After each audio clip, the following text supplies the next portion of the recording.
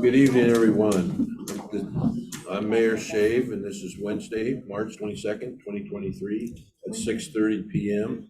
And I call the Aberdeen City Council meeting to order. Deputy City Clerk, will you please take a roll call? Ellis? Here. Rancy? Here. Bacon? Catchman? Here. Lawrence? Here. Mackey?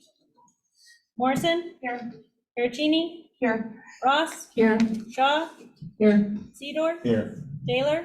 Here. Shave? Here. Thank you. Thank I you. move that we excuse Councilmember Mackey tonight. Motion was made and seconded to excuse Councilmember Mackey. Any discussion?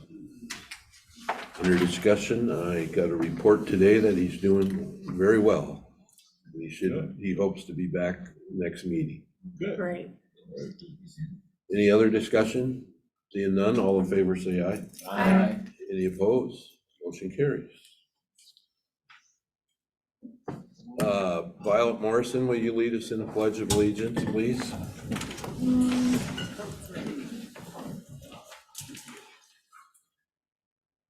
Pledge allegiance to the flag of the United States of America and to the republic for which it stands, one nation, under God, indivisible, with liberty and justice for all.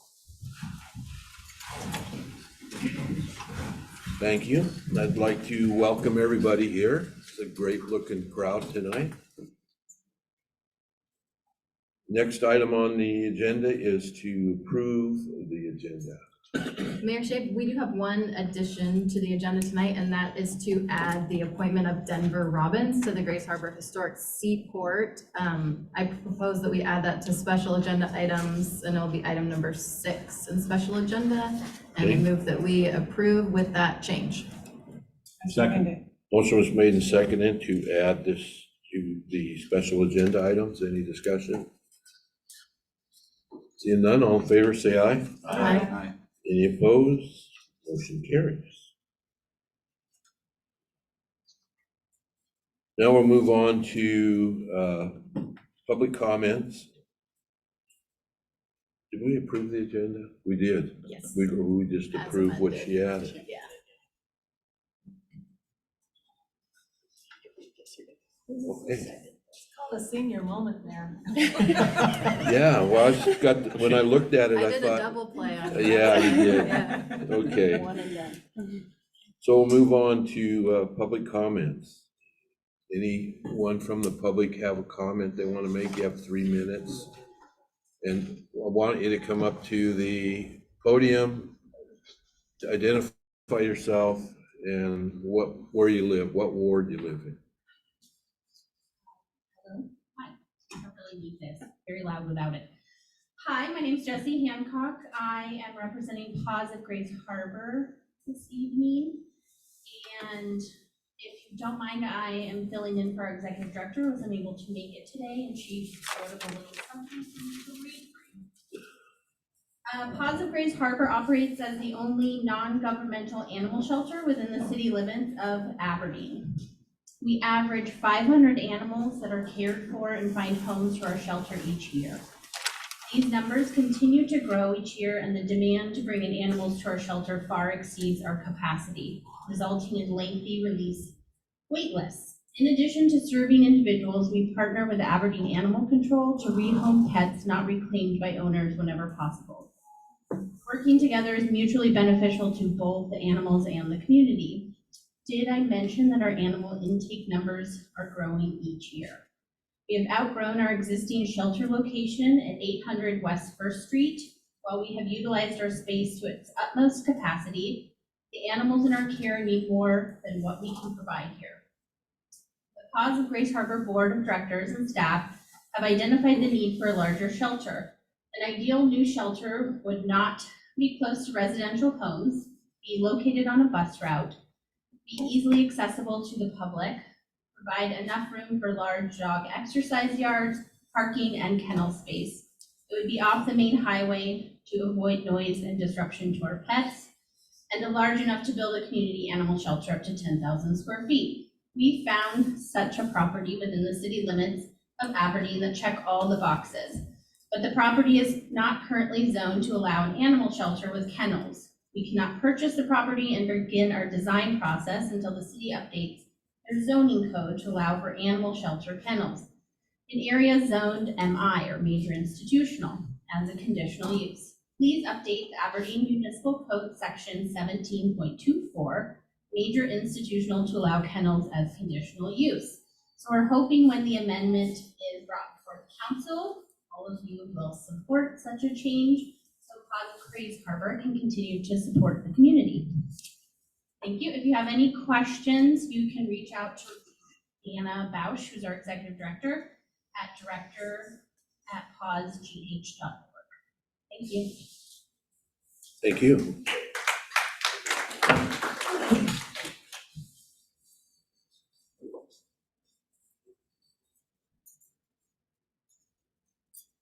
Hi, my name is Clinton Mullins. I'm a business owner. I'm out of Montesano, Washington. I own the Maytown Tavern in Olympia, and I also own Grunge Harbor LLC, and we do merchandise and whatnot. I have a little thing that I wrote up I would like to read. I come here to say save Kurt's Bridge, but then I realized we need to save Aberdeen. The bridge holds a significance for music culture as a destination for Nirvana fans around the world, having visitors every day. The park and bridge are cleaner than the streets of Aberdeen. To prove this point, I went to a local show with my kids and had one of our kids step out of the car, almost stepping on a needle. Not only is the bridge cleaner than the streets of Aberdeen, it is safer. Not long after this, I was hosting a benefit concert downtown and had an individual threatening with a big wine bottle each passing car and individuals trying to go to their car after attending the event. And Aberdeen police passed by without stopping. I called the police with no answer. This is just one of many incidences, such as a guy with a machete at my car window at the Walmart parking lot. I own 2 businesses, and I've chosen not to open up shop in Aberdeen because Aberdeen needs saved. Is it too late? No. Embracing our local culture, such as grunge music, and finding ways to celebrate the successful people from our area could be a good start. I stand here today to ask yourself to put yourself in the shoes of the homeless and the addicted community members, and maybe you can find a way to help. Please don't let these issues get worse by turning a blind eye. These individuals could be you, your family, your children, your brother, your mother, your father, and they all need our help.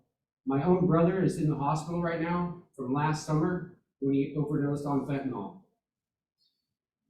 And, sorry, I'm sure that we all have a similar story that I just talked about with my brother that's affected us.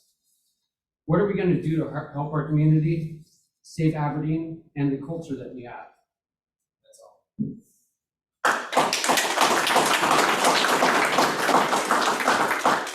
Thank you.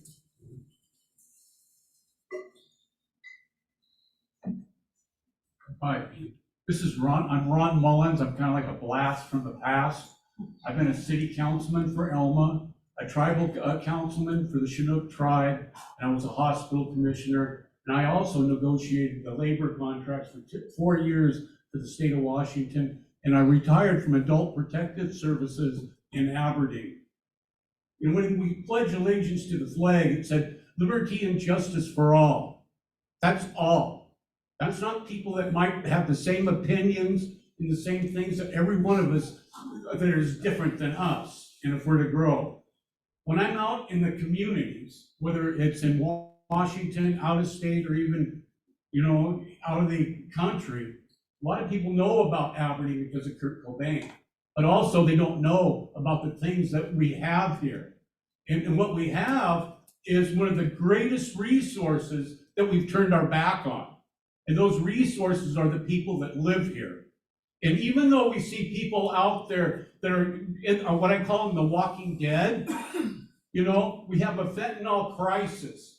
And then you turned your back on them because we had a chance to get over $1 million grant in our county for people that were homeless, that had addictions. We didn't want that. So we turned our back on them. And now they're on the street. And this is winter, and it's cold. They're in the walkways. They're addressing people when they go into the stores at Walmart. My wife is really reluctant to come back to, I live in Elma now, but my wife's really reluctant to come back to Walmart and some of the stores because of some of the things that happen when we're in our car. You know, people that just like they're magnets there. The people are crying out for help. If we had homeless shelter for them, we could do social intervention. We could find out how we could help them become better people, become part of the community. But when we turn our back to people, and they're not dogs, they're not animals, they're human beings. And we need to be able to look out and care for every one of them. And I haven't been out for a long time, but what I've seen from the needles on the ground, you know, within our communities, to the homelessness, you know, it's not good. And we need to be proud of being from Grace Harbor. I've been from Grace Harbor from the beginning. I was at Johnston Ford as a young man. Maybe some of you guys remember Johnston Ford. We retiring from DSHS here in our community, and things aren't good. It's going against all of our families. Our elders are even being affected. We got grandma and grandpa taking care of the kids. You know, we got drug addiction that's going on within our families. You know, and it's the fentanyls, the meth, the alcohol. The only way we're going to get help is by helping those that need help and not turning our backs on those people, because they are people. They're people from here. That's all I have to say. Thank you.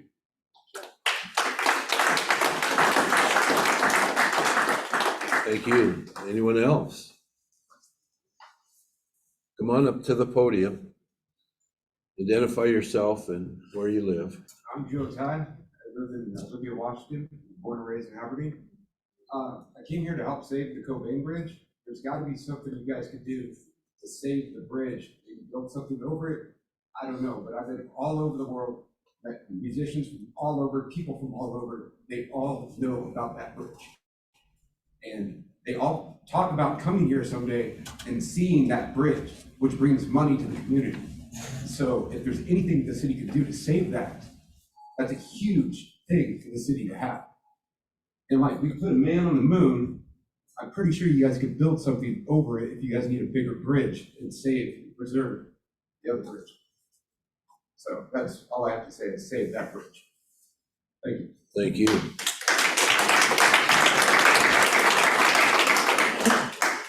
Anyone else have anything they want to share? I don't know if this is the right time, but good evening. My name is Beth Wilson. I'm president of the Leisure Manor Tenants Association in Aberdeen. Our rent increase of 37% has caused reduced medication use, cutting out a meal a day, fewer doctor appointments, and adjusting other payments is vital to the health of senior citizens that we know what our rent will be, giving us time to prepare for future payments, relocation, or selling our forever homes. We're hoping you'll consider creating a city ordinance stating that landlords will provide 6 months rent increase notification if the rent increase exceeds 5% of the current rent amount. Our forever homes are being taken from us, and with no feasible place to move, elderly, disabled, and bedridden individuals are headed your way. We're simply asking for early notification of rent increases. Increases may create situations resulting in homelessness and may cause extreme stress and worry. We're presenting you with a petition from our Leisure Manor senior residents and ask that you also review the City of Kenmore Ordinance KMC 8.55 in reference to this request. We are your parents and grandparents. We worked hard, we saved, we earned our forever homes and a stress-free existence. Please protect us from economic exploitation. Thank you. Thank you.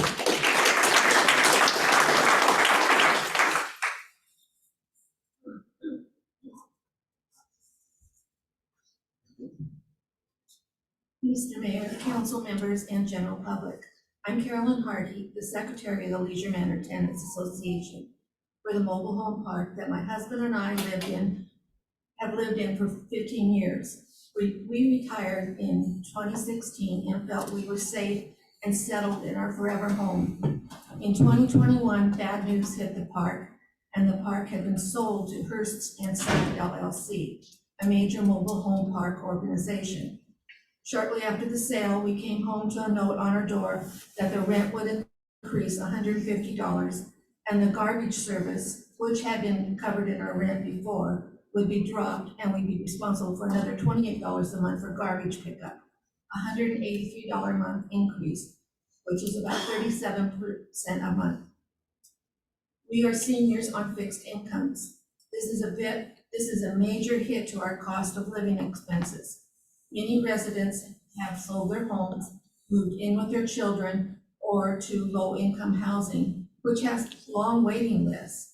Residents have passed away from the stress and anxiety. It is so sad to see this and still have the daily stress and anxiety of what will happen to us next. We've used our savings to help pay with the daily expenses. Our next rent increase could happen in 2024. We don't know what will happen to us next. It looks like there could be seniors forced out of their homes to the streets and homelessness. Something has to be done. Stop the landlords from such high rent increases. We understand the city cannot enforce rent stabilization. We have worked hard with a large group of people throughout the state that are in the same circumstances as we are, fighting for rent stabilization. We had a strong bill that went further in the House and Senate than expected, but got dropped because they ran out of time to hear it. But we'll be back next year, even stronger, doing the right thing, pushing for rent fairness and stabilization. Rent increase has taken our joy and turned it into dread, as we worry that the next increase will force us to find someplace else to live, maybe in our car. We should have bought a bigger car. We own our homes, we lease the land. It's time the government take a stand. We need rent fairness and stabilization. This is to inform you, our Leisure Manor Tenants Association intend to present this petition to Hearst and Son LLC in hopes of compassion. We have already collected 102 signatures from approximately 160 homes. We're still collecting signatures. We understand that the city of Aberdeen cannot regulate the amount of rent increase, but can set the time frame for notifying the residents of an increase. Our wishes are the city council will consider creating a city ordinance that landlords must provide 6 months prior notification if rent increases exceed 5% of the current rent amount. We hope this is within your view as the city council. This is extremely important to senior citizens living on a fixed income. This would give renters some small peace of mind. Thank you for your time and hope you'll find a way to help us. Officers of the Leisure Manor Tenants Association, Deb Wilson, Roger Hughes, Carolyn Hardy, and Acting Treasurer Bill Hardy. And I have this for your viewing if you'd like to see it.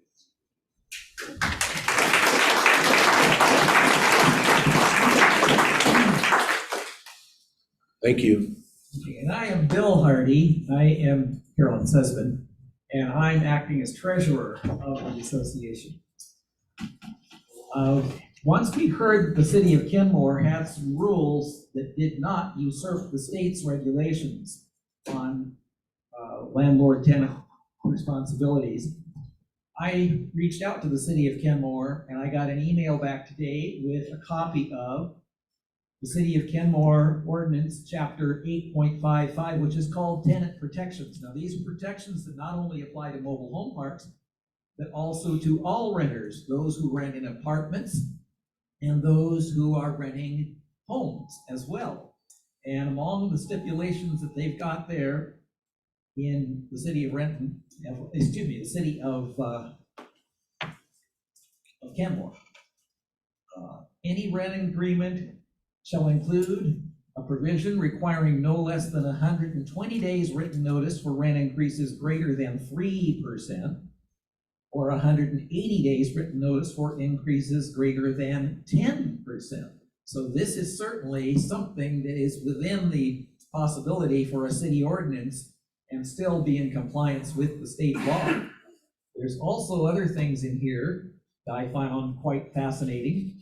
Late fees or costs due to non-payment of rent charged to a tenant shall not exceed 1.5% of the tenant's monthly rent.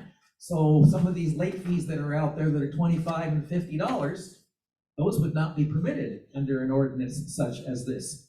I mean, there's other things in here. A landlord shall not be, cannot require a social security number and can't refuse somebody because they wouldn't provide a social security number. There's a bunch of other things in here in this ordinance, and I'd be happy to supply that to you for your looks, but there's a lot of things that people in Leisure Manor over in South Aberdeen have been very nervous ever since this big company that now has worked their way up to owning 80 mobile home parks around Washington, Oregon, and Idaho. And they seem to be just interested in increasing how much they take in, penalties for every little parking violation and things like that. And they're just, they feel the attitude seems to be if you can't afford it, they'll move out, but there's nowhere to move out to. Waiting times to move into subsidized housing are well over a year, and they really are homes. They're called mobile homes because they bring them in. They're really immobile homes because by the time the house is fixed up, they put in wood paneling or drywall, they're too heavy to get back out on the state highway. They're just not permitted, and some of them would fall apart if you attempted to put the wheels back on. So we're kind of stuck because we own the house. It's our investment. Apartment dwellers can take their stuff and move somewhere else. People in a rental house can do the same. Those of us in mobile homes, we are forced with the decision to try to find a buyer for our home or just walk away from what may be a $20,000 or $30,000 investment. It's a bad situation. So I hope that the city of Aberdeen will consider taking action on a city ordinance based somewhat on what Kenmore's got. Thank you. Thanks, Bill. Can we have that?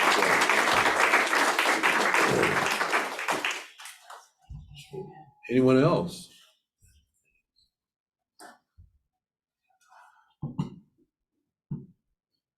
Council. So I'm Will Russell. I live in Aberdeen. I work in Aberdeen. I invest in Aberdeen. I write about Aberdeen. I dream about Aberdeen. And the best thing of all, I'm married to a beautiful Aberdeen girl. That should give me some credit for anybody on Zoom or in this room. So I, for one, am fiercely proud of Aberdeen. And I'll tell you one thing that I think some people have told me. Well, that's because I live in the future. And maybe I do, because I have a lot of information people don't hear now. I will share a little bit of it tonight. One of the beautiful things about Aberdeen is our past. It sells us every day. I can wear an Aberdeen shirt. I can tell you what, those of you going to Mexico this year, wear an Aberdeen shirt. Then come back and tell me how many people will talk to you. In fact, I can remember they can turn a radio station so we can hear local music. I was walking. So here's the point. It's about tourism. It's about experience. The people in this room that are having issues around social issues, police issues, you want to fix them. You need tax money. I would like to believe that tourists will help out with that because I think they have some money and they're willing to spend it here. They drive through here. This is a wonderful place for people to come. So having said that, there's something I want to tell you about. I happen to get to work with a lot of cities. I happen to be 40 years retired from state government and a whole bunch of other stuff. The most important thing is I'm a guitar player and I get to talk to a lot of people with that. Here's the thing. For every hour you drive, there should be 4 hours of experience. You want Olympia to come here? Let's give them 4 hours of experience. We don't have it. You might live here and you can go, I can spend 4 hours in Aberdeen. But I work with tourists all the time. It's difficult. 4 hours is an easy goal to do. We need to get to 8 hours though. And once we get past 8 hours, you'll start seeing hotels show up here. You'll start seeing other industry come. There's people trying to do business in this town that have to go to Olympia or further. There's people that could develop here that are now in other areas. We need a hotel. We need to grow together. So I'm asking two things of this group. One, we need to start thinking about what experience is and how we sell it and how we can provide it. The other thing I want to say is that I love that people come here and talk to you about their problems. They should not be on social media. They should not be doing it on those forums at all. They're giving a black eye to Aberdeen. People like me who are working with companies, they read it, and if you don't think they do, come look at the screenshots I've been given. You should be proud of Aberdeen. Anyone that's not proud of Aberdeen, should come talk to me. I'll give you a sense of place. Now let's talk about that bridge. It's controversial. Joe Ty, he gets it. There's other people in this room who get it. It's the one place where you can go experience what Kurt Cobain actually experienced, good or bad. You don't even have to support Nirvana. But I'm going to tell you, that is low-hanging fruit. That is people every day. Kurt sells Aberdeen every day, even passed away, every day. Right? I should know how powerful it is. I bought something that became a priceless art asset. You should look at my emails and where they come from around the world. It is something we have to think about. Go back to experience. If this council has the privilege to make a decision on that bridge or anything in this town, which you do, and it involves somebody's experience, I'm challenging you to provide another experience as good as that one. Thank you, Mayor. I am very well about my 3 minutes. So, I might have to come back more, but let me end with this. This week, I worked with 3 film companies. There's people in this room that know about it. We have some really good opportunities. They will tell our story. So, experience, do not forget what I'm talking about. I need everybody's help. Thank you.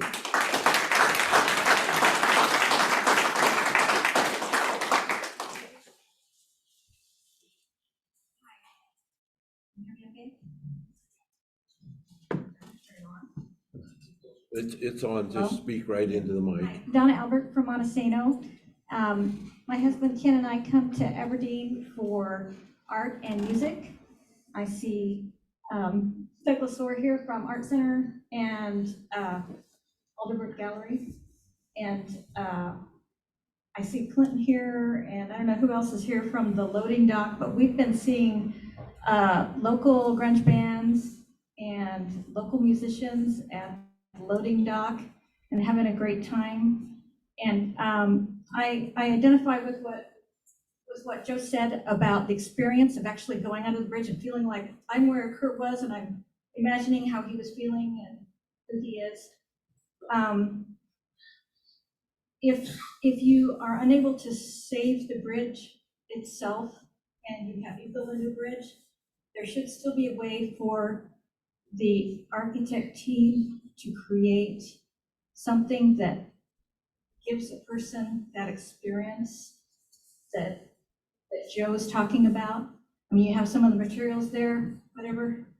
I don't know what you're gonna do, but please set aside enough money to do that right and get somebody to do that for you who is smart enough to really reconstruct that experience and also make it durable and something that you can maintain over time.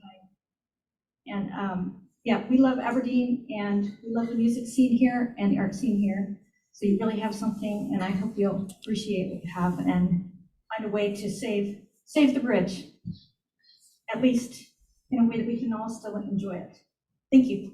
Thank you.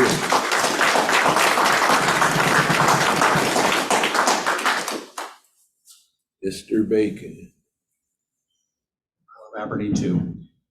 My name is Lee Bacon. I stood up here about 4 weeks ago, I believe, and made a presentation about a project that my wife and I are working on in downtown Aberdeen, which is the Kurt Cobain Tribute Gallery experience. Most of you, if you're on a t-shirt, you have another pass, sir. So you can imagine how complicated it was when I started getting calls from across the country asking, wow, Kurt Cobain Day was reproclaimed, you've got this great project, what's going on with the bridge? And I really didn't have an answer. I want to just commend the council for bringing everybody together tonight and putting this on the agenda so we can really understand what the status of the bridge is.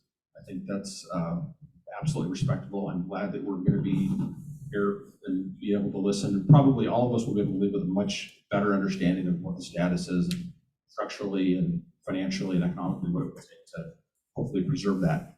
First and foremost, I'm standing here to preserve the bridge. All of it, or is most of it, if at all possible. I think when the study for historical significance is completed and that's shared, I think it's vitally important that the city have a second option. I think if I'm understanding everything correctly, Plan A is to just completely replace the bridge. I think it would be paramount for the city to have an option B if the study comes back to show that that bridge has some very significant historical status to keep the project moving forward. When I went through the historical process to get the Cobain family home registered on the National Registry that took 3 years, become somewhat of an amateur expert on significance. That home was unanimously voted in on the registry through the Governor's Council. Bridge has been immortalized in songs. As recent as last year, it was in a movie as one of the soundtracks, and everybody around the world knows about that bridge. It's a huge draw. So we're here to hopefully help support the bridge, the preservation of the bridge. We understand it's complicated. As Will mentioned, it could be a polarizing topic, but we absolutely support the preservation of the bridge, as much of it as possible, if not all of it. So hopefully that can happen, and we're anxious to hear the presentation. Thank you. Thank you.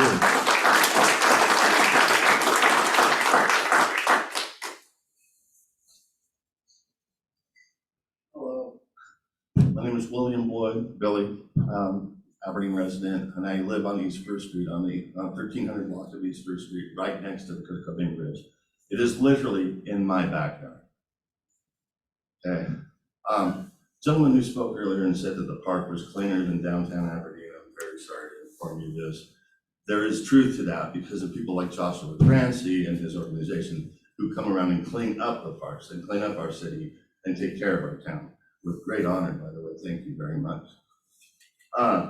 But I invite anybody from this council and from the city to come to my house and sit on my deck at summertime and smell the urine and the feces from the people coming down there and urinating, defecating in the sticker bushes right in my backyard. It gets so thick. The only thing I can do is take a snow shovel over there myself and shovel it up, bag it up, and throw it in my garbage can. That's how sickening it is. Or pulling it into the river. It gets really bad. The park itself, fairly clean. We don't have any problem with the tourists that come through. They're very respectful, they're very nice. Sometimes they park in some oddball spaces. We can't get in and out of our little dead end road, but they're pretty cool. At nighttime, come over to my house. Please, come to my house. Come experience what we experience. The bridge is very important. It is to our community. I knew Kurt myself. He was a friend of mine who lived right down the street from me and grew up here. I had nothing planned, so I'm winging this. And I'm nervous as shit, so sorry. The bridge is important. And I hate to see it go. It's been part of my life, all my life. Well, I got a suggestion. I know you've got probably plan A, B, and C. Here's one for you. From the roadway up to the first set of legs on that bridge. Cut that thing off, tear it down, leave that portion of the bridge. There you go. You got a great place for everybody to come and hang out on the bridge. If they could put a band up there, wherever they want. Take the road out that leads up to the bridge, from First Street up to the bridge. Take that thing out. Put grass in there, some bushes in there, picnic tables, whatever. Expand that park, make that whole area a park. It'd be a beautiful, huge park. More people could come. More people could enjoy it. You could have concerts there. I know my neighbors, I've talked to all of them. They wouldn't care. And one of the best things that would help, so it wouldn't, I know you're thinking, well, you cut the bridge in half, where are you going to take the traffic? Left-hand side of Robert Gray's School, that road goes straight across.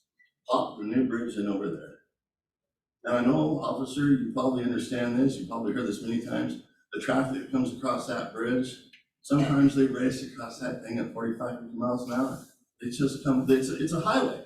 It's not a road, it's a highway. Again, come over to my place, check it out. Put that bridge over there next to the school. They're gonna have to slow down A because there's a school zone, B, they're gonna come to a T at D Street, and they're gonna have to stop. It's gonna slow the traffic down again. And it'll also clean up my neighborhood, hello. So, that's all I have to say. Get a hold of me and I'll come on over. I'll show you around the place, to show you what's actually going on in that neighborhood and what's happening in my backyard. Thank you very much.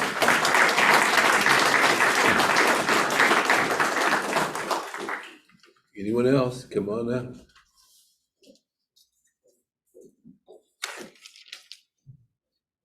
I didn't expect to speak tonight, but, so I'm a resident of Aberdeen. I live in your amazing historic neighborhood, and we've been acknowledged for having one of the most amazing historic neighborhoods in. Could you identify yourself, please? Jamie Judkins. Thank you. And I'm also a member of the Shoalwater Bay Indian Tribe, and I have deep roots, deep family roots. History is so important to our tribe, and this is a huge part, this bridge is a huge part of our history in Aberdeen.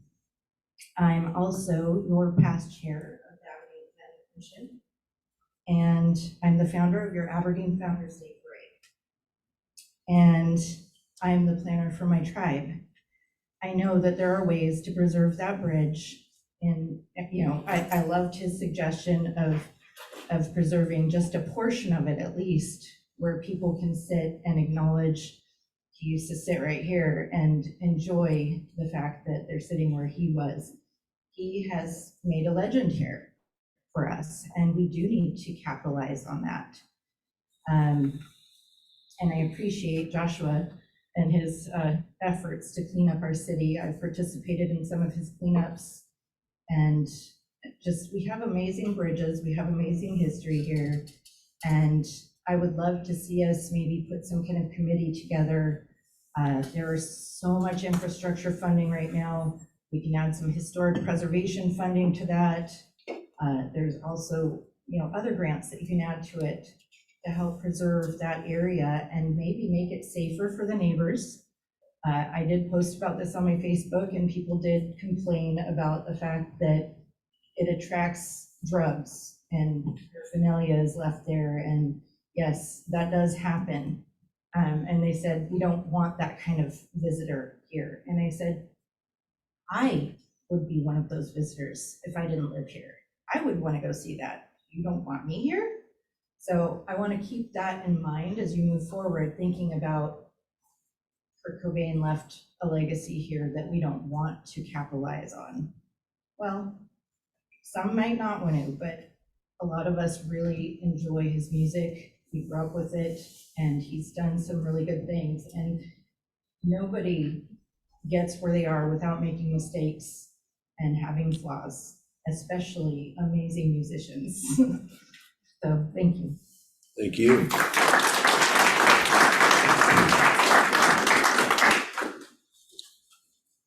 Anyone else? Okay. Yeah. Seeing none, we'll move on to the consent agenda. Zoom. Oh, is there? No. Zoom. Zoom hand. Yes, there are. There you go. Hi.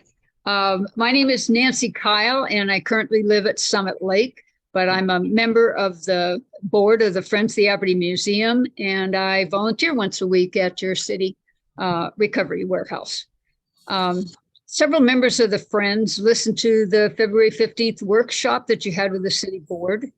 And first, we'd like to say thank you. It seems that the city council members and the mayor don't get enough positive reinforcement of the work that you all do, but we appreciate the insightful questions that you asked of the board and the support that you expressed for the museum.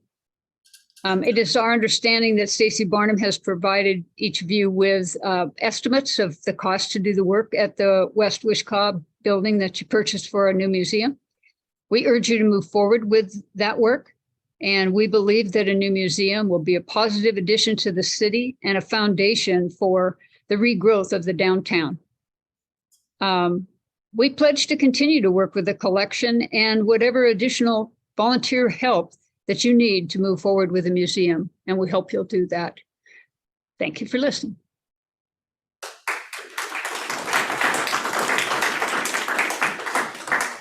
Thank you. Anyone else on Zoom? Oh, go ahead, Doug.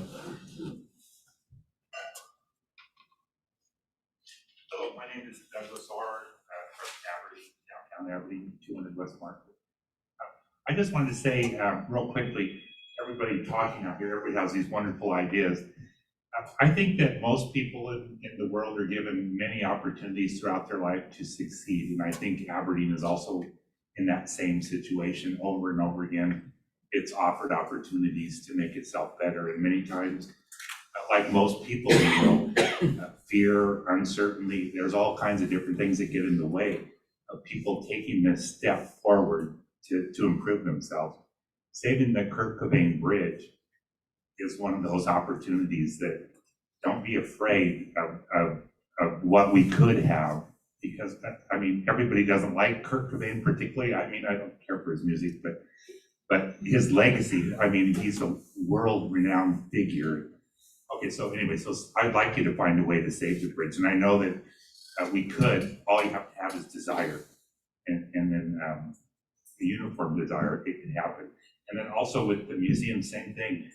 Don't be afraid to risk or to take a risk. I know it's our money that you're risking, but I think the benefit outweighs it, and we need to take these risks and not miss these opportunities. Thank you. Thank you.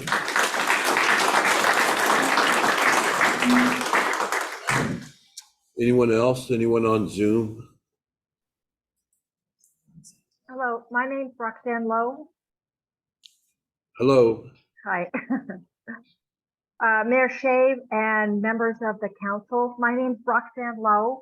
I am the president of the Grace Harbor Genealogical Society. Our society is one of the often overlooked victims of the fire that destroyed the Aberdeen Museum of History. We opened in June 2003 on the first floor in a little space that was a mock-up of a train ticket office. We considered ourselves partners at the museum, mutually benefiting from the community presence of the museum and the proud tradition of preserving the past. While we lost everything in the fire, including thousands of hard copy obituaries, mortuary records from now closed Whiteside and Ellerday funeral homes, and birth, marriage, and death records from the 1870s to 1907, we are rebuilding to the extent we can and look forward to the day we're reunited with the museum. The Genealogical Society is excited the City Council is engaged in the reemergence of the museum. I understand the multiple demands on local government officials, especially when it comes to limited funding streams and seemingly unlimited priorities. You have a difficult job. Please know your efforts are appreciated and supported, but I urge you to press forward to invest in the museum. Where there's a will, there's a way. Our society members stand ready to volunteer their time and talents to make the Museum of History a piece of revitalization of the city for the community and visitors to enjoy and be proud of. Thank you for your time. Thank you. Is there anyone else? Anyone else on Zoom? Anyone else from the audience? Okay, we'll move on to item 6, the consent agenda. Yes, tonight for the consent agenda, we have minutes from the March 8th, 2023 meeting, our accounts payable and payroll. I move that we approve the consent agenda.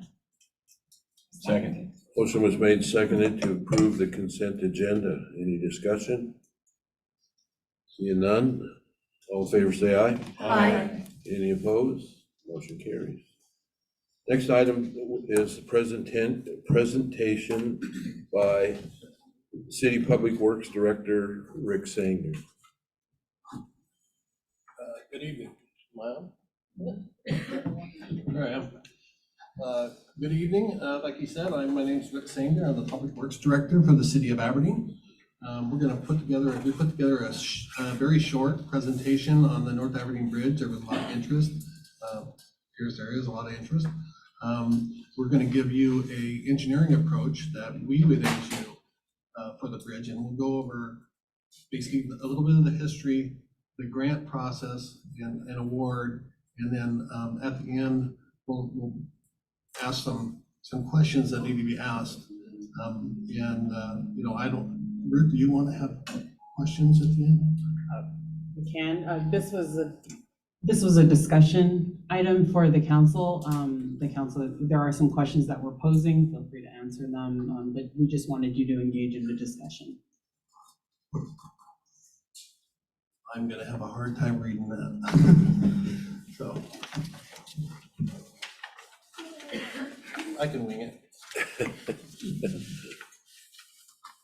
Okay, so the North Aberdeen Bridge, also called the Young Street Bridge, was built in 1956, 300 feet long, and it has 6 spans, handles about 2,000 cars a day.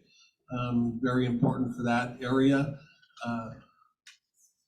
The bridge has been on our load ratings, or has been load rated for about 15 years. And so you notice the signs went up that require trucks that can't go over for a certain size. I think it's an H15, somewhere around 30,000. So, I mean, it's basically a garbage truck. So there are timberlands that can't be logged based on no log trucks can come across. The bridge also supplies emergency services to North Aberdeen, and that development up on top of the hill that would be the active route in and out of that, if that ever happened as well. I think I just went over most of this. Okay, I'll talk a little bit about the load ratings. In 2018, we had a sufficiency rating of 31. What a sufficiency rating is it's basically the list of deficiencies all put together and culminated in a number that says how good or how bad your bridge is. Anything under a 40 is actually on the bridge list could be replaced. It has to be under 40. In 18, we had a 31. We did load ratings, and in 19, based on those load ratings, we came back with a sufficiency rating of 7. So that's the 4 items that are considered. There's the load, there's the piers, there's the shear, and there's the scour, and we are deficient in all 4. So because of that load rating, we redid we didn't do it. The county and the state do our inspections. We don't have bridge inspectors at the city of Aberdeen, so the bridge was inspected by the county and the state, and they came back with a 7. The following year was re-rated to a 13.5 or 14, somewhere around there, still very deficient. So at that time, there was a call for projects, and we went out and asked for $15 million. That was the max award for a bridge. We knew the bridge was $23 million, but based on the deficiencies, we figured we had to do something and try and get the money to at least start the process so that we'd have a funding gap. And maybe we could meet that at the end. And I think when we were originally awarded 15, we asked the mayor for $8 million, and he kind of laughed at us, because there's just not $8 million laying around. So luckily, go ahead and luckily the bridge program actually came back to us and said that they were funding 100% of bridges, not just the match money that we would have had on 15 million, but actually the whole $8.1 million that we were short. So we got $23.1 million for the replacement of the bridge. And the replacement of the bridge, the reason why we chose that route was because it is the most cost effective. Our responsibility as engineers was to supply safe infrastructure for the lowest price to our citizens. I'm not minimizing any of the other aspects of that. That wasn't my role, and maybe that's all your role, and the council's role. But so we looked at it as just a project and what needed to happen to have a safe bridge and safe infrastructure. Go ahead, Ben. So I'm not following the slides very well. I'm just kind of winging it here. I apologize for that. we're working right now on our RFQ. Our RFQ is a request for qualifications. And basically that is where we put out an advertisement, ask for consultants to give us a proposal on how they would do the bridge. In that proposal, or that RFQ, we asked for a pre-design options analysis. And then also an outreach program to engage in the community and get, different options and see what we could do. Whether it be to just replace the bridge outright, that's the most cost effective, or to have some elements of the bridge built into the park that would, suffice, or to rehab the bridge. The problem with rehabilitation is all four things that are wrong with the bridge are very expensive to fix. All the piling are too small. They're only 1 foot piling. And the bridge deck itself doesn't have enough rebar. There's no way you can chip up a bridge and put rebar in after the fact. So the bridge deck's got a problem. It has a shear problem, and shear is the likelihood of a bridge to shear off and drop in the river. That's a problem. It's got a scour problem. That is the embedment of those columns. They are, there's one column that's only 4 feet in the mud. So it's got big problems. And, obviously the columns are under the bridge. It's hard to replace columns under the bridge. So we talked to our consultant that helped us with the grant program. And they came up, said the cheapest alternative is to replace the bridge. And that's what we moved forward with, replacement of the bridge. I should bring up that we have just got pushback from DOT, I believe yesterday, that they're not going to pay for a pre-design options analysis. We didn't originally have it in there because we didn't see the outpouring of support for this. And now if we do go forward, we're working, our city engineer is working with Stephanie Tax at DOT and trying to get to be allowed to do the pre-design options analysis. And if they don't allow that as part of the grant, the city of Aberdeen will have to decide, are we going to pay for that separately? And it's probably going to be $100,000 plus. So that's one of those things that we're going to have to decide on. We're working towards that, hoping to get that in the scope of work. So again, there's going to be a robust engagement with the public. I encourage everybody that has a passion for this to come out and express their ideas. It's going to be cheaper to replace it, but if everybody wants to rehab it or do something like that, it's going to cost money. What we don't want to do is we don't want to give back $23 million. The bridge program that we are part of also has a element that can be for rehabilitation. But the rehabilitation is going to be more money. So there's going to be a shortfall. There's going to be a funding gap that has to be made up somehow. And I know everybody, that's not a good reason, right? That's not a good reason to do the right thing. But we still need the money. So those are all things that are going to have to be answered. And that's not my role. My role is to just try and figure out how to build a bridge for the cheapest amount of money possible. Becca, is there any more? Can you go back? Yeah. So what you have before you, City Council, are some discussion questions for you to consider as you engage in discussion over this topic. Dennis? Director Sanger, is there a time limit on when those funds need to be spent, the 23.1 million? I believe the time limit is, and Nick will nod or shake his head no if I'm wrong, I think it's June of 2023 to be full reimbursement for the whole 23.1. I'm wrong. Okay. Want to just pop up and help out. We have to, again, I'm Nick Bird, I'm the city engineer here. We have to obligate for construction by 2027. So we do have a little bit of time, but you have to remember a structure like this takes a couple of years to get through the design and permitting process. And so we have to complete the design and be fully permitted and have all of the right-of-way squared away in roughly 3.5 to 4 years for the bridge to be covered 100%.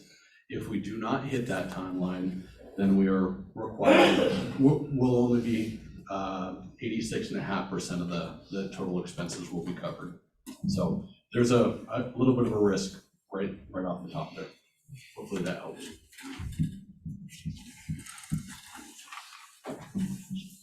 Yeah. Okay.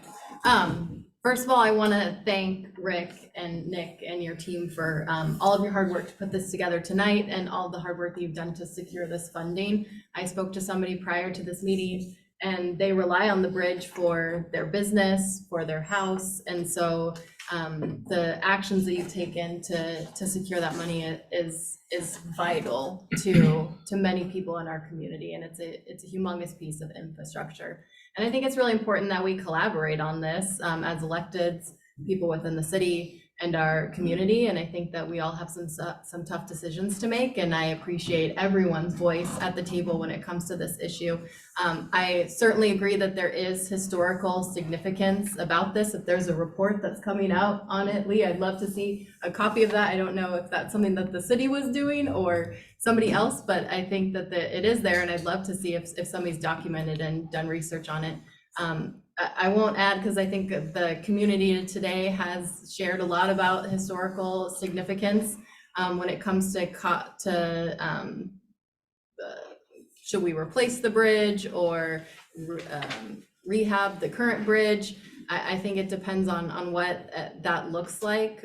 We certainly want to see the costs and what all is going to go into that. If we lose the components that have significance, maybe it's better to move it. But I think we have to look at what those options are and still be cognizant that this money is not going to be around forever while we try to come up with what plan is going to be best. Liz. Thank you.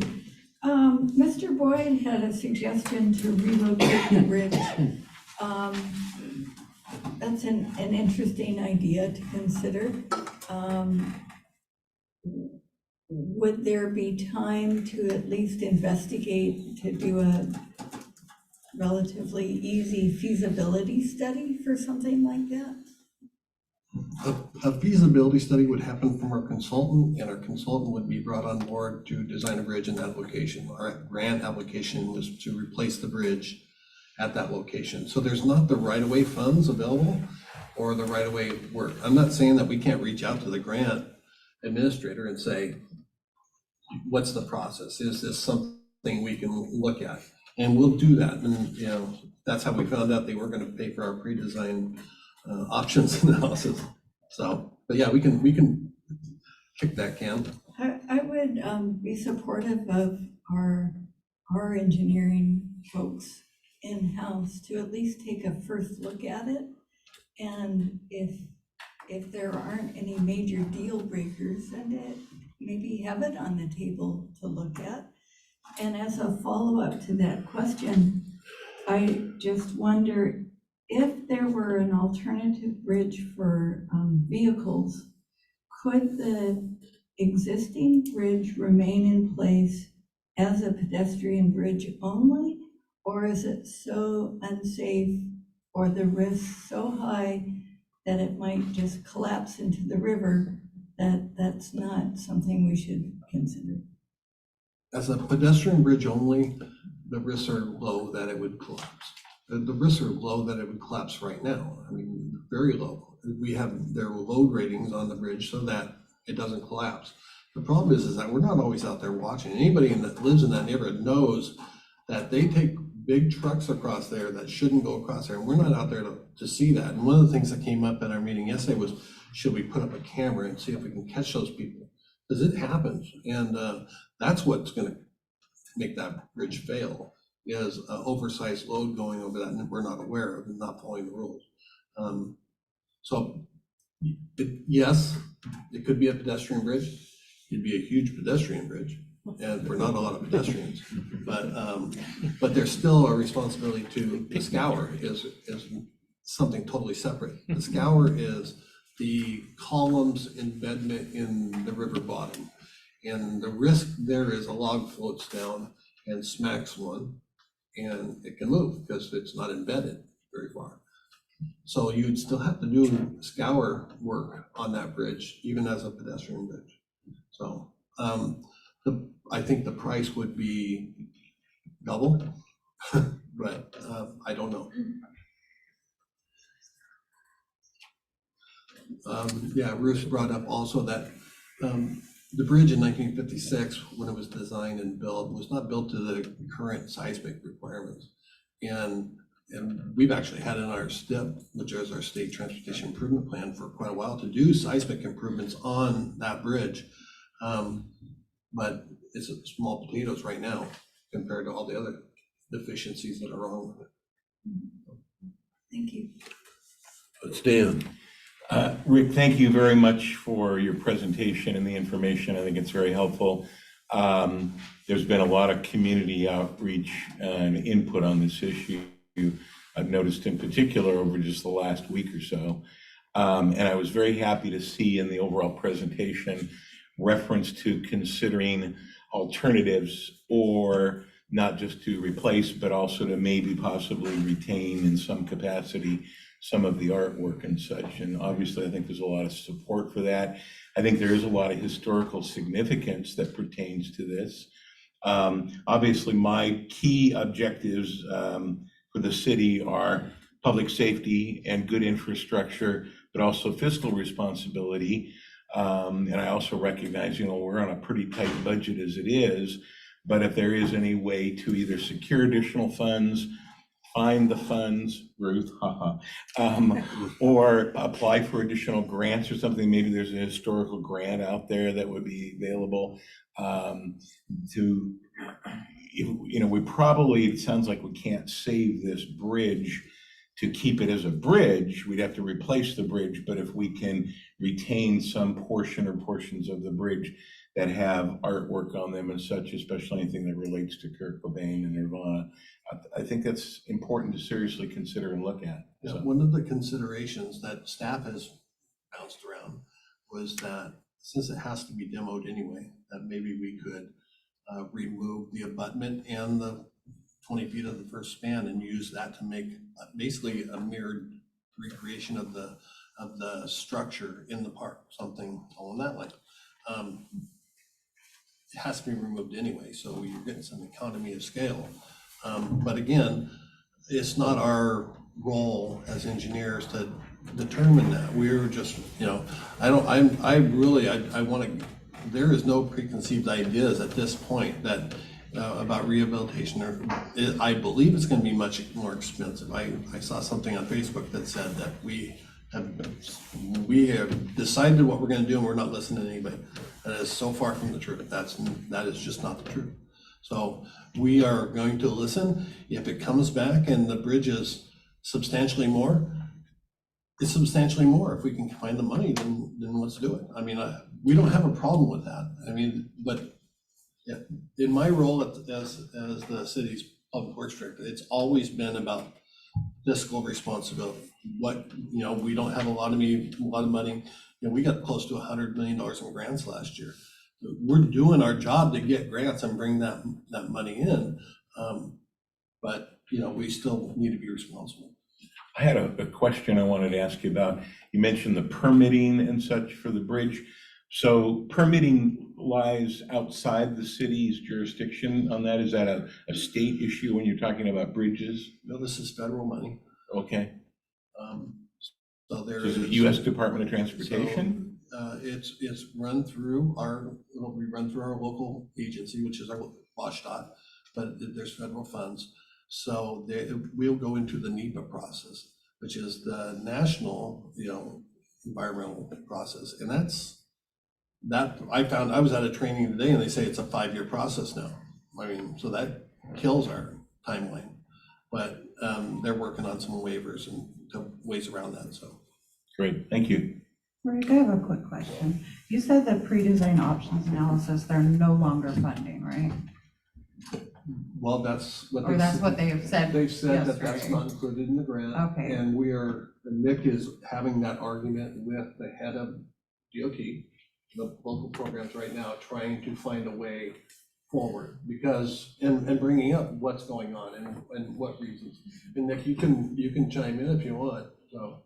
I just am curious, do you think the likelihood is that they're gonna stay stuck on that position? And if so, when do you think realistically, when does that need to come before council for consideration for funding? I'll be honest, I have no idea. So when we talk about normal process on a project, generally speaking, you're gonna create an idea that says, here's the project holistically. Then when you start your design process, you go through a pre-design report to kind of lay out your base decisions and the framework that you're gonna try to package this project up together. In some cases, you're gonna have some alternatives. And this goes for any project, whether it be our wastewater treatment plant improvements or anything else.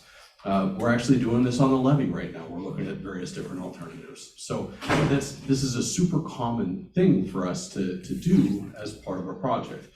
Now, as it relates to this one, when we have some bigger picture type elements of how can we incorporate these types of design decisions into a construction project like this, I don't see it as being unreasonable at all. I just make the assumption that that's included in everything that we do. And so I was very shocked yesterday when we had that conversation, to the point that Rick knows that I do get argumentative at times, and I became very argumentative with them. And we're gonna push this as hard as we can. From a timeline standpoint, I don't know, but taking a step back, when we look at the bigger picture of timeline,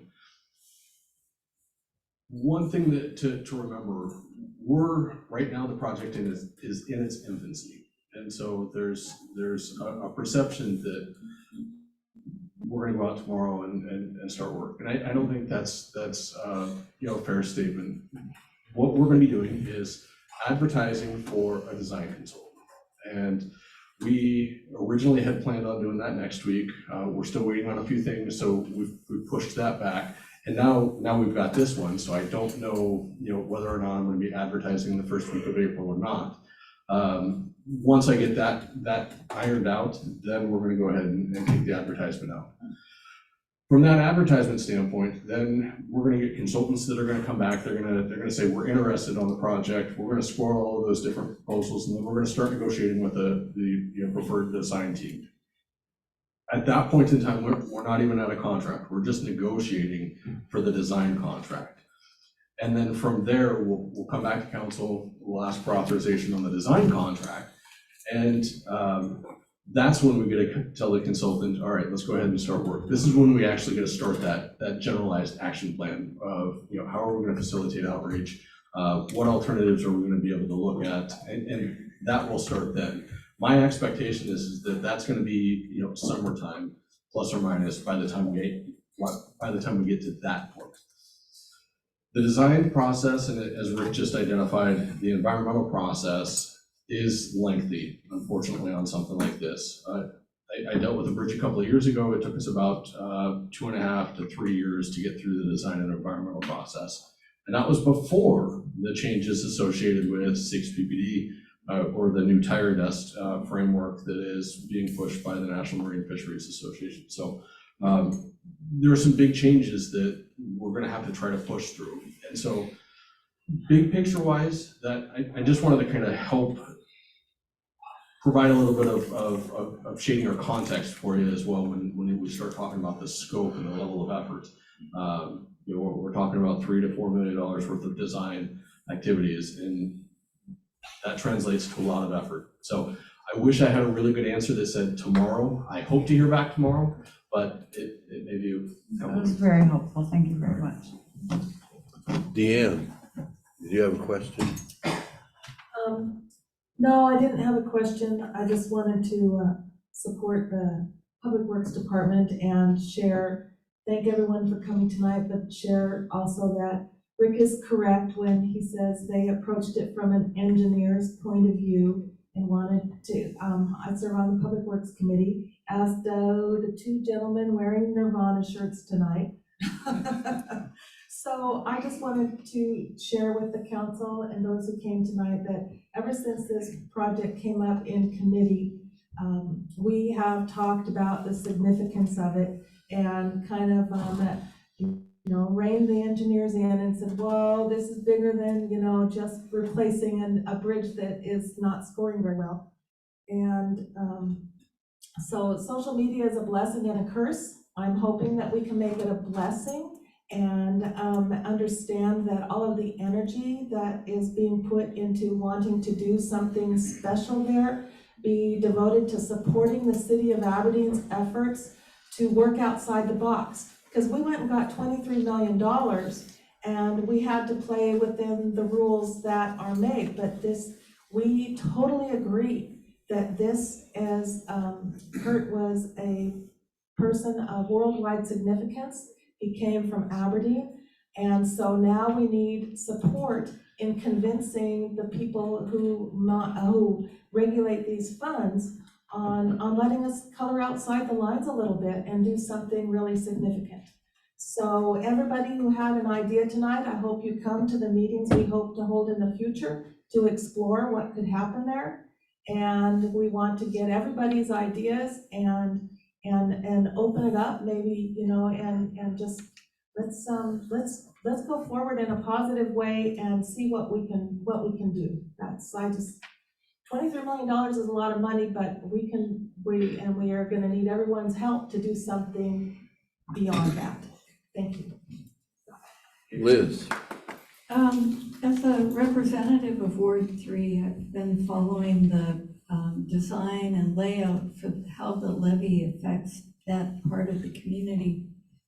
And there's an intersection between where the levee essentially abuts the south side of that bridge.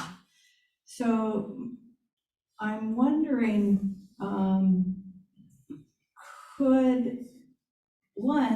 is there, with the levee project, is there a federal requirement that stipulates there must be 1% set aside for art that could apply to this project?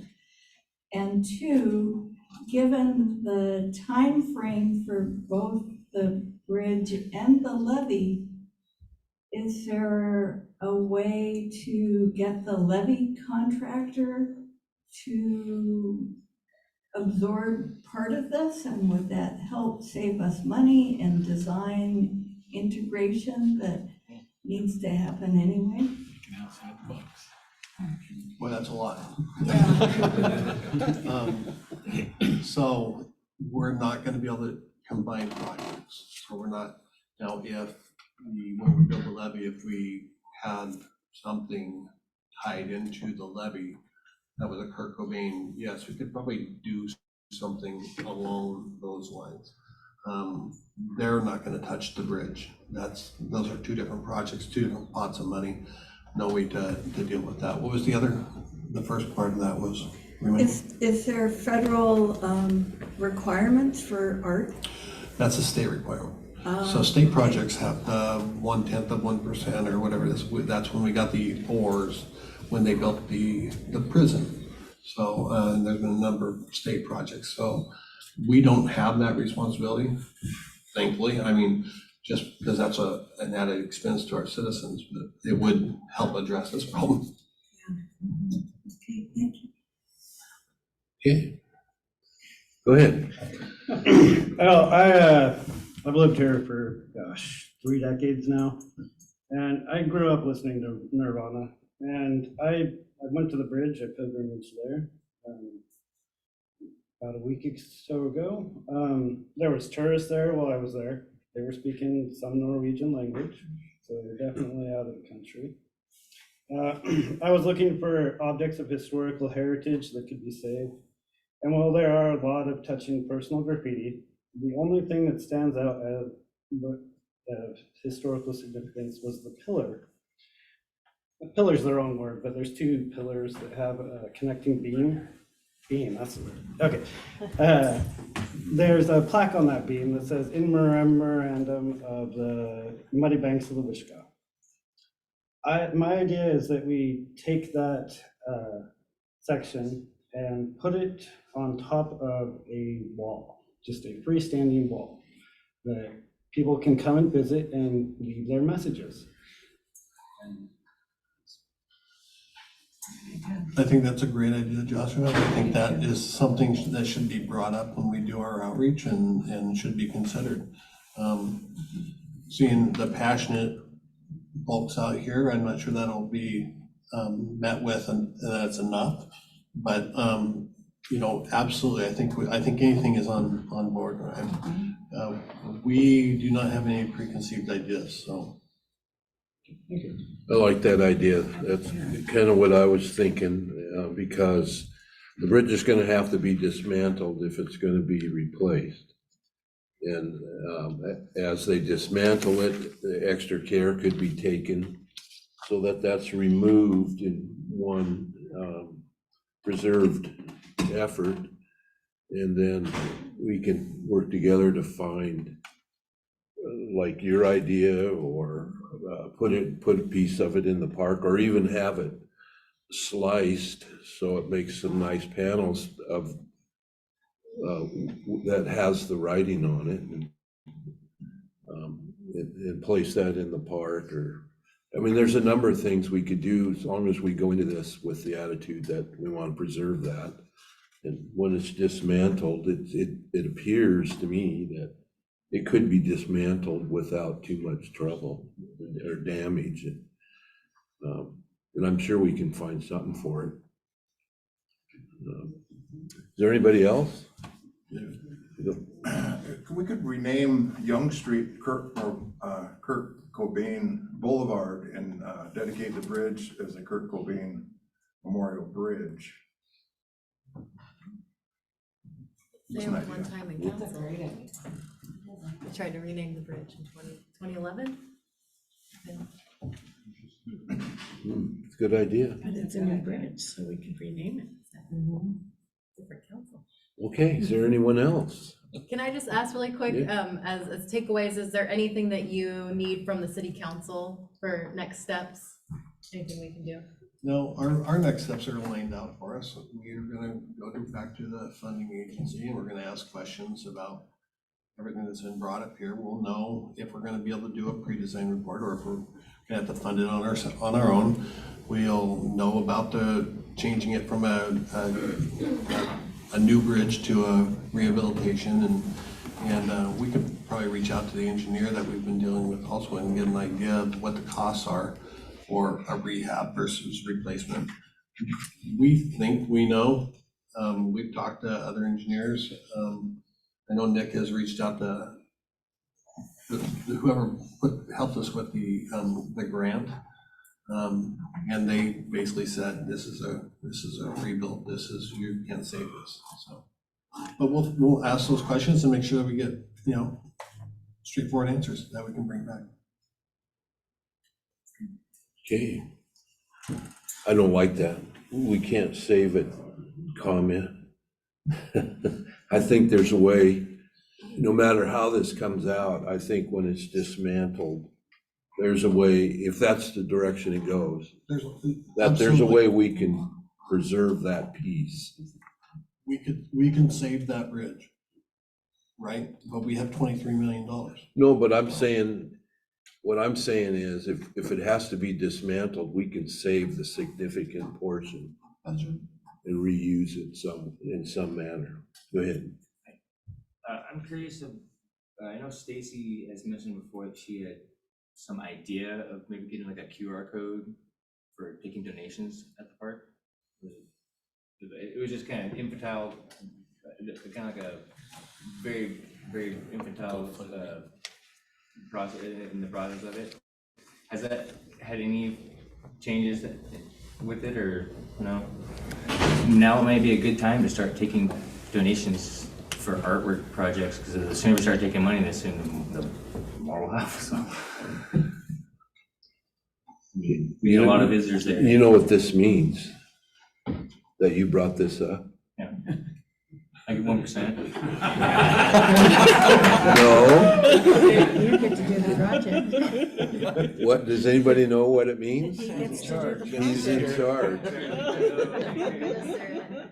You brought it up, you're in charge of doing it. That's why no one else ever brought it up. Okay. Is there any other questions or comments? Okay, seeing none, I'll move on to the next item is the mayor's report. And you know, I get it all the time, well, how come you don't have a mayor's report? Because I don't often spend time putting something together. And of all the meetings I did tonight, so I got a whole page here and stuff to go with it. And I think what I'll do is, rather than just not say anything at all, I'm just gonna read through this list real quick and get it over with. So from the last council meeting, I did both radio stations on what the council talked about.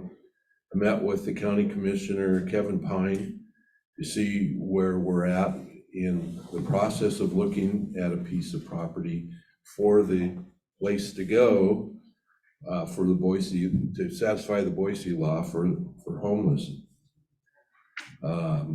I met with the mayors of Grays Harbor.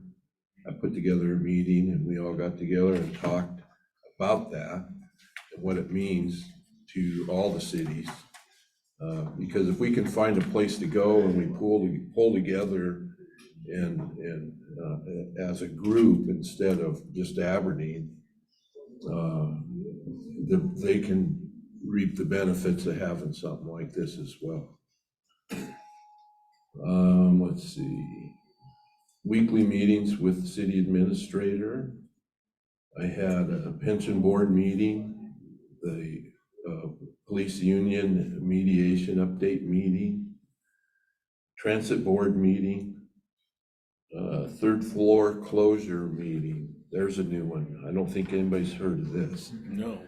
We've had security issues up here on the third floor.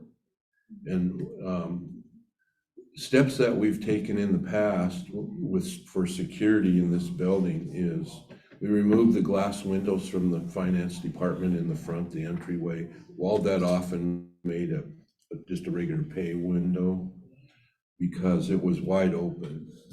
We did security to the courthouse, the courtroom, but we never did anything up here on the third floor, and the third floor restrooms are public restrooms.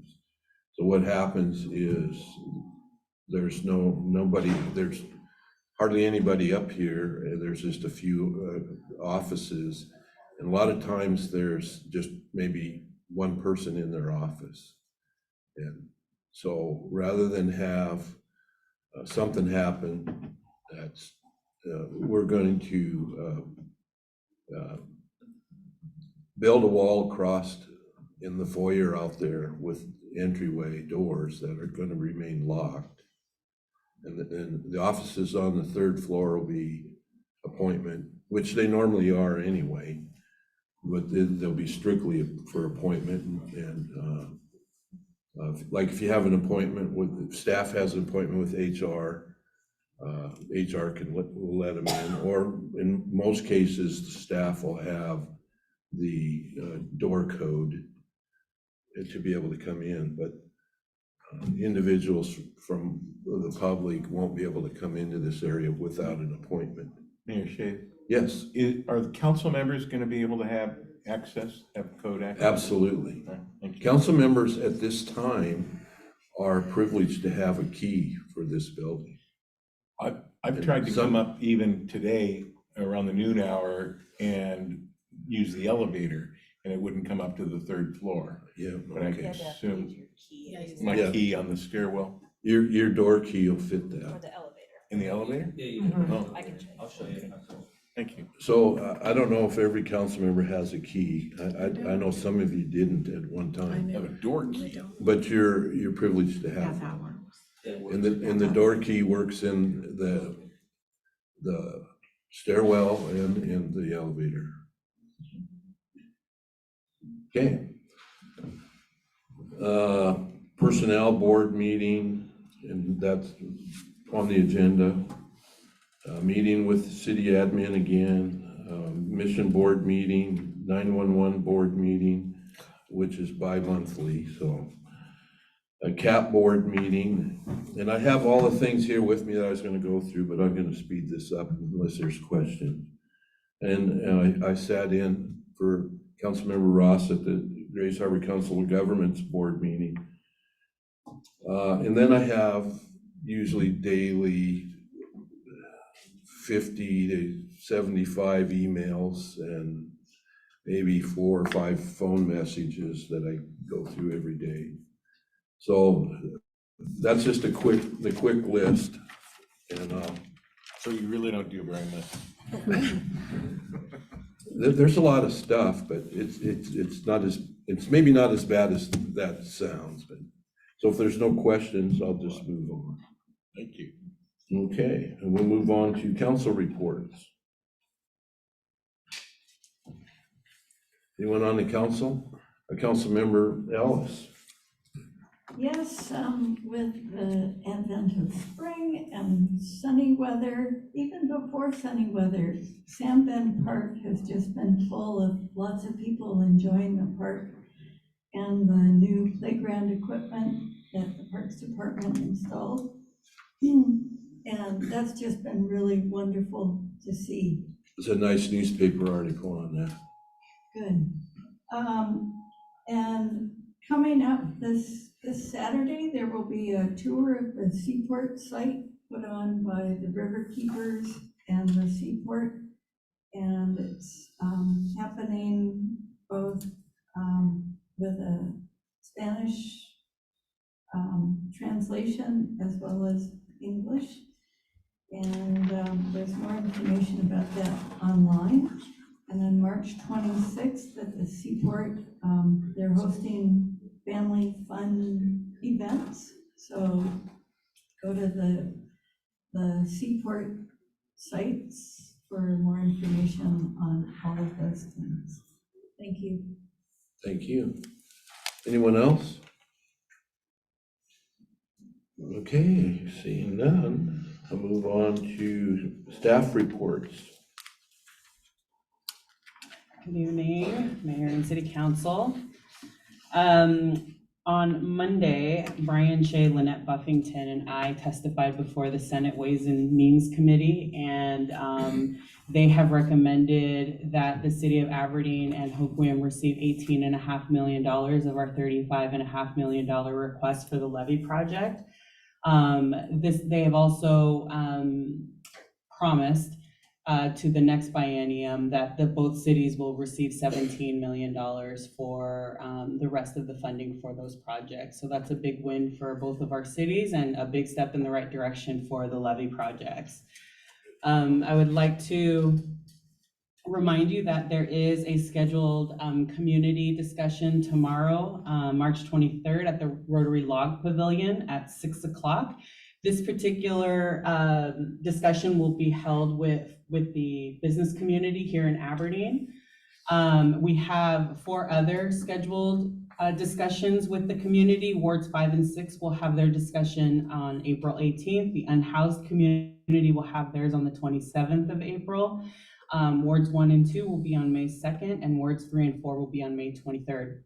This is an opportunity for folks around the community to discuss the effects of homelessness and possible solutions they want the city to consider as the Homeless Response Committee builds a strategy to manage and mitigate the effects of homelessness throughout the community.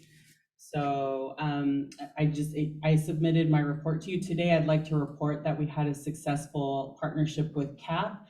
We did have water disconnections. We had a second month of water disconnections, and CAP was able to send representatives to help those in need who needed to have their waters turned on immediately. So just wanted to let you know that we are building partnerships throughout the area. So if you have any questions, I'm happy to take those now. About my report, yes. Can I just add really quick that for the community discussions, they are being noticed, so all council members can attend if they want to participate.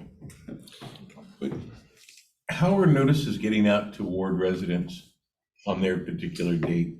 Right now, we have a survey that will go out, probably by Friday. We'll have it finalized to go out, and we'll have that information on the survey. We'll post it on our social media, we'll post it on the website.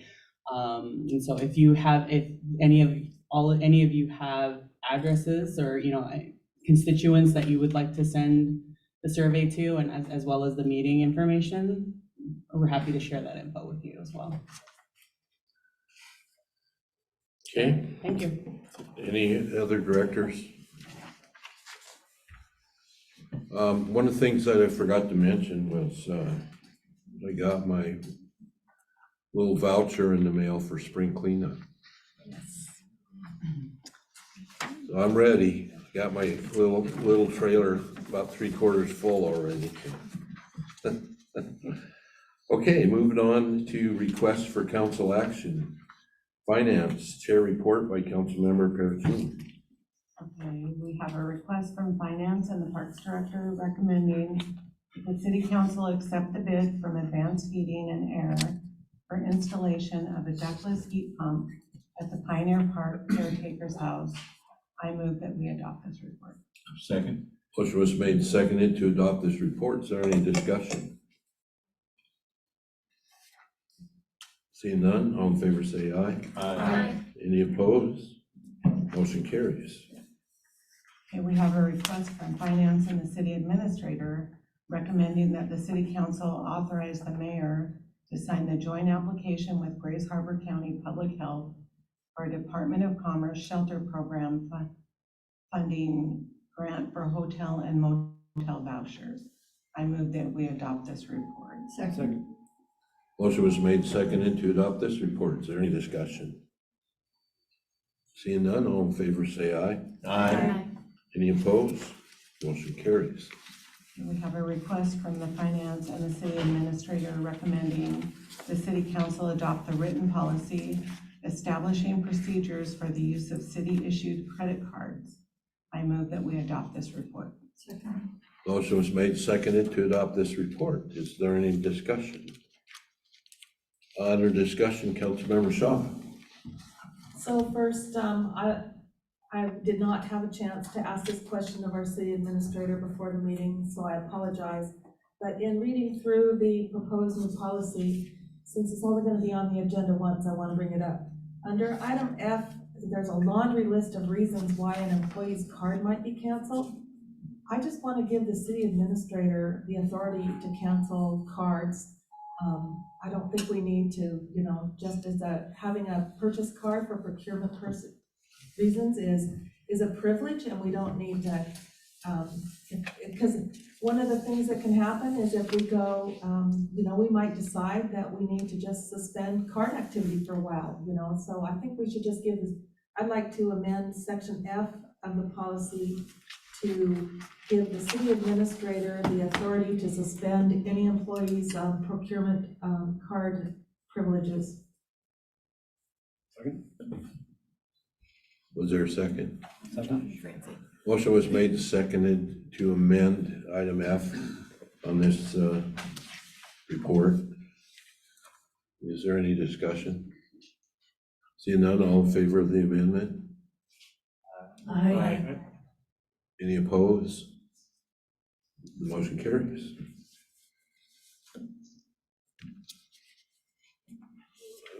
Thank you. And that's all from the Finance. Now we have to vote for the report as amended. Okay, so I move that we vote for the report as amended. Second. Motion was made and seconded to approve the report as it has been amended. Is there any discussion?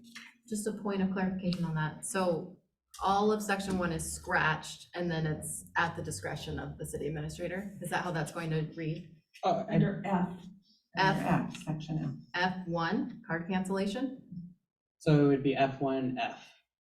Oh, so we can added add a it. sub-bullet. Or Okay. also at the discretion of the city Okay. administrator, so. Thank you. Okay, any other discussion?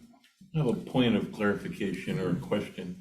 For the city administrator, do you think there's any, in addition to or in lieu of canceling or suspending card activity, do you think there's any merit in if necessary, adjusting limits downward, say, instead of at the limits that are specified, instead of canceling or suspending outright, just say, let's now cut the limits back.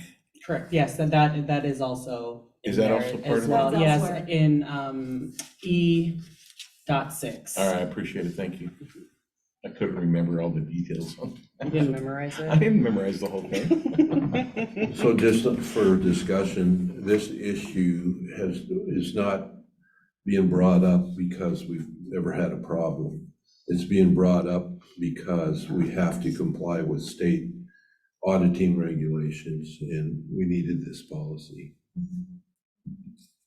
Any other discussion? I'm surprised we haven't had a policy up to this point. They come on fast when they start coming in.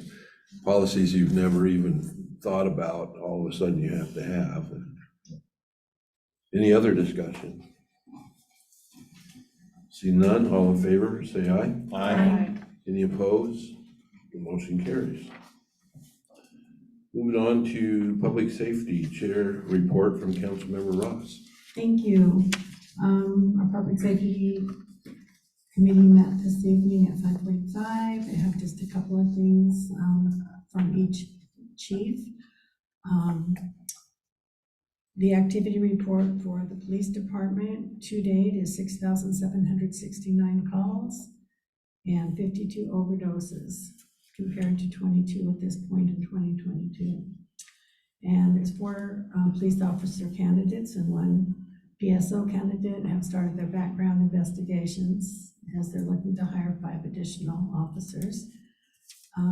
The newest police officer, Dylan Woodlaw, has graduated, or will soon graduate from Police Academy and begin his 12-week field training.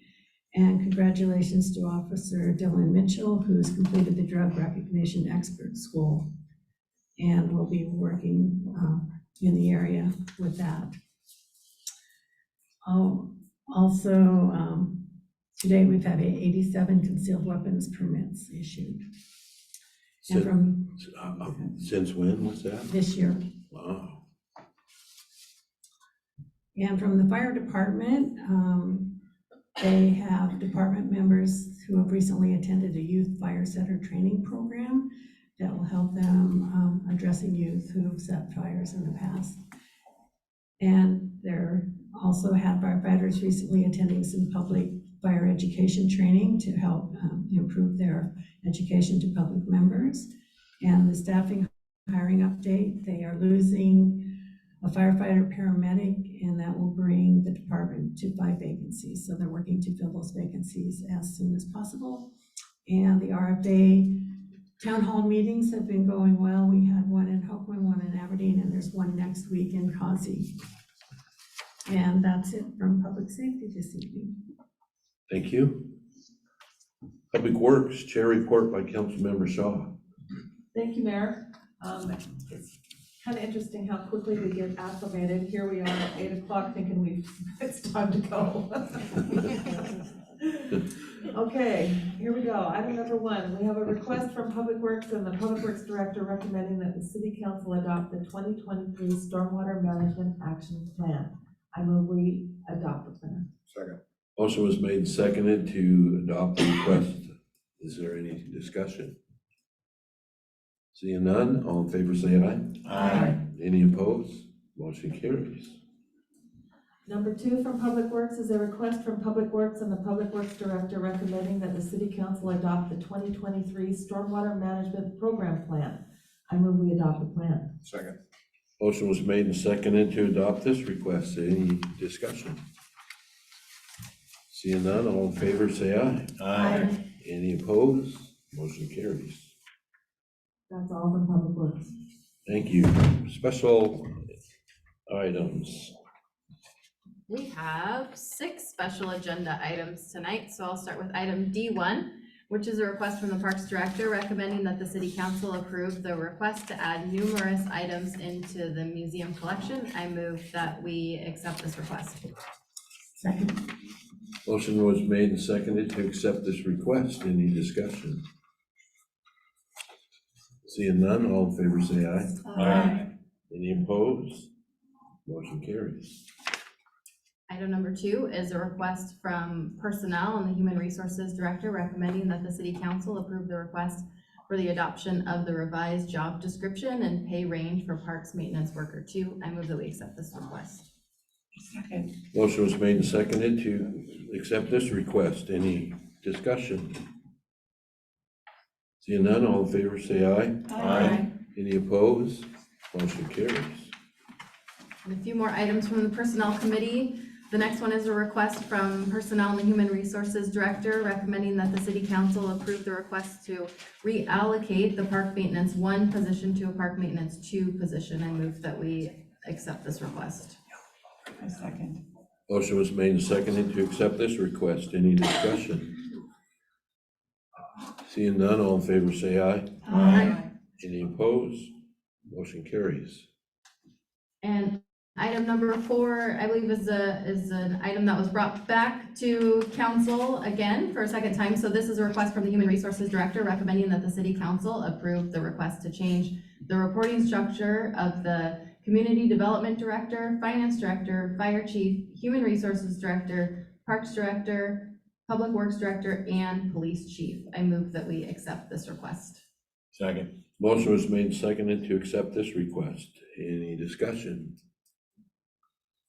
Under discussion. I just want to say that I'm really appreciative that this went back and they changed the and/or language. However, I'm still going to vote no on this because I really feel it needs to say in the language that they will report to the city administrator and the mayor. So, that's it. Thank you. Okay, any other discussion? Seeing none, all in favor say aye. Aye. Any opposed? Nay. Motion carries.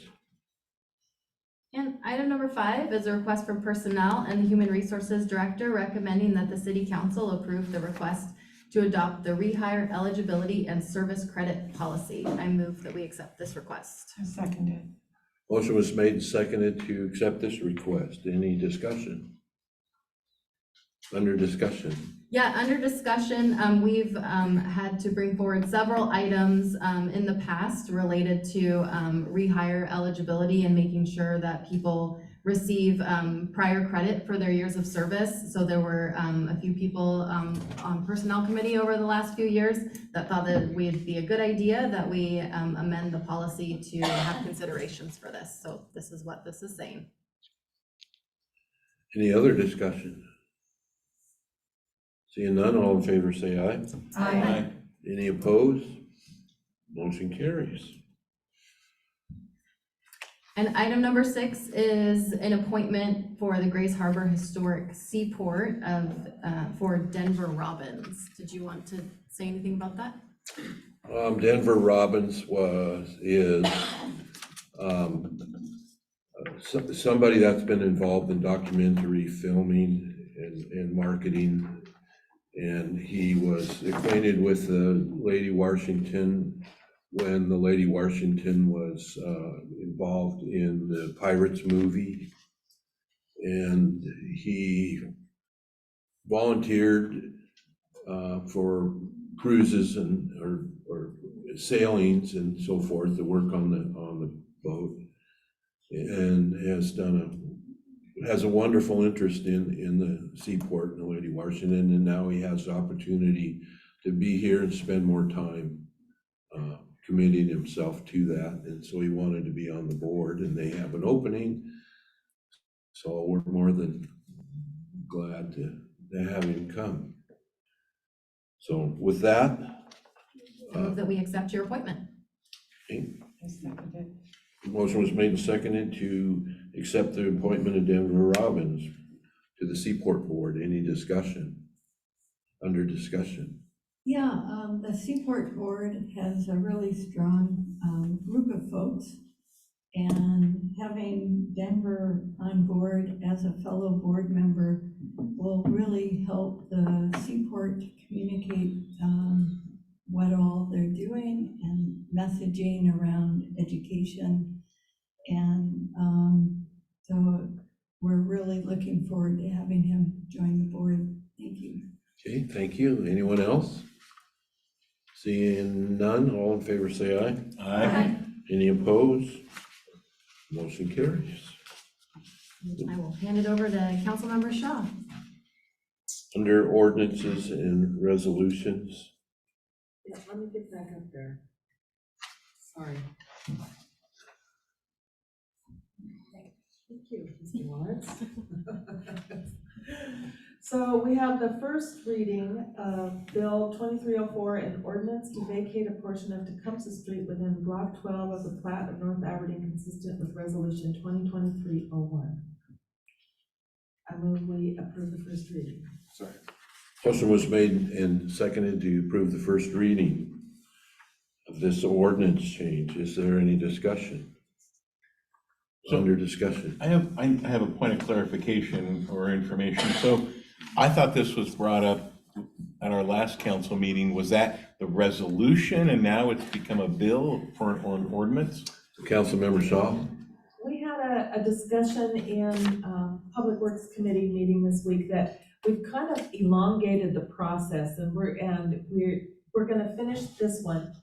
Normally, we would like to have the public hearing and the ordinance, they kind of align better, but for various reasons, this one just didn't get set up that way. And so yes, it's gonna feel a little bit redundant, but now that we're gonna get through this one, and it'll be a lot tidier going forward. Yeah, I thought I already Thank voted you. on it, so. Okay. Okay, any other discussion? All in favor say aye. Aye. Any opposed? Motion carries. Item F, contracts. Thank you, Mayor. We have a request from Public Works and the Public Works Director recommending that the City Council authorize the Mayor and the Public Works Director to sign all agreements relating to the Sumner Avenue US 101 pedestrian improvement project, and to authorize the Public Works Department to advertise requests for qualifications for the preliminary engineering phase and advertise for construction bids. I move we adopt this report. Second. Motion was made and seconded to adopt this report. Is there any discussion? Under discussion, this is the preliminary preliminary step, because there's so many signatures involved, so many times that the signatures involved in getting something done. And what this project is if you didn't catch it, is sidewalk project on Sumner Avenue. And it's gonna be a fairly large project, so there'll be lots of paperwork coming through that's gonna require signatures. Any other discussion? Seeing none, all in favor say aye. Aye. Any opposed? Motion carries. Mayor Shave, I move to adjourn the meeting.